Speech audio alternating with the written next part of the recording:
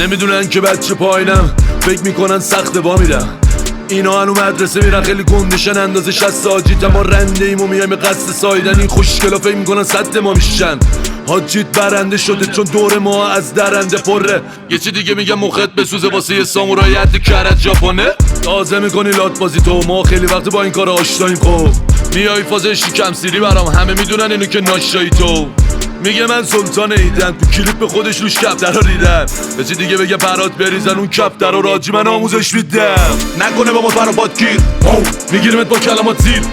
این چیزا نیستن برات عادی، لات نیستی تو اصلا اینجا جادی. نکنه با ما برات گیر، میگیرمت با کلمات زیر. این چیزا نیستن برات عادی، لات نیستی تو اصلا اینجا جادی. ببین بچه خوشگل لومپن، دست بدم باهات که دستات میبرن. فکر نکن بچه منطقی، یکی سری پیشم گفتم من بچه میخوردم.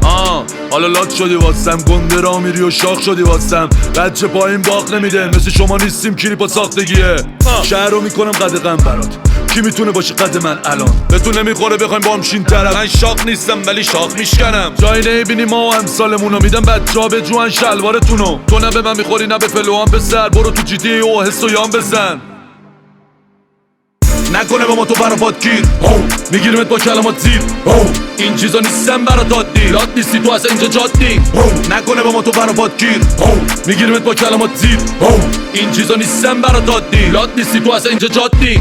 میگه هستم من یکی نیستا، چیزی بهش بگم شکی میشفه من نیستا. 2 سال گیر بودی روی دیویسکا، ترکمونه از روی همه پلیلیستا. اینا هنو نونو از سوسماس میخورن، همه میدونن که دیگه پستات میخورن. تو فکر میکنی با حال میکنن، جایی ببینمت که رسوات میکنم. حاجی ما رو کردین پیست دیزین، دارین همه چی رو اما اسکی میرین. ما بزرگیم شما رو ریز میبینیم، شما رو تو این را دادن زیر سیبیلی. شما جنگل نباشی ما بد و فندیم، به شما لاتی نمیاد بزنین لبا شکلی. دوباره خندیدم بهتون، نکنه بد عادت چین. یکم خلاق باشین، نکنین اما تقلید. آره مشتی باشین، مشتی ردای چشاتون.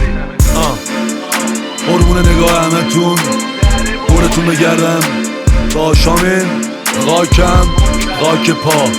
دوستی کمتون حامد تبریزی.